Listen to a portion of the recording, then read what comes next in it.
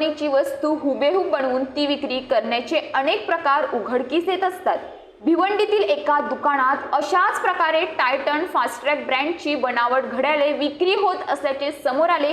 या प्रकरणी भिवंडी शहर पोलीस ठाण्यात दुकान मालकाविरोधात गुन्हा दाखल झाला आहे। घड्याळ कंपनीच्या दिल्लीतील प्रतिनिधीने तक्रार दिल्यानंतर हा गुन्हा दाखल झाला।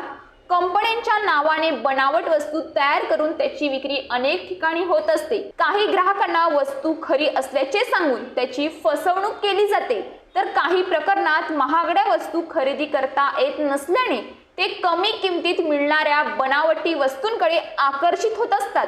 ब्रँड वापरत असल्याचे त्यांच्याकडून दाखवले जाते, परंतु अशा बनावटी वस्तू विक्री करणे कायद्याने गुन्हा आहे। भिवंडी येथील 3 बत्ती भागात टायटन फास्ट्रॅक ब्रँडच्या बनावट घड्याळांची विक्री होत असल्याची माहिती कंपनीला मिळाली होती।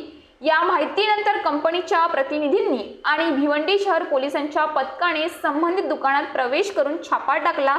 त्यामध्ये लाखो रुपये किमतीची बनावटे घड्याळे आढळून आली।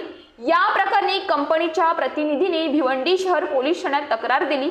या तक्रारीच्या आधारे प्रतिलिपी अधिकाऱ्याचे अधिनियम 1957 चे कलम 51, 63, 65 तसेच व्यापार चिन्ह अधिनियम 1999 चे कलम 103, 104 प्रमाणे दुकानदाराविरोधात गुन्हा दाखल झाला आहे।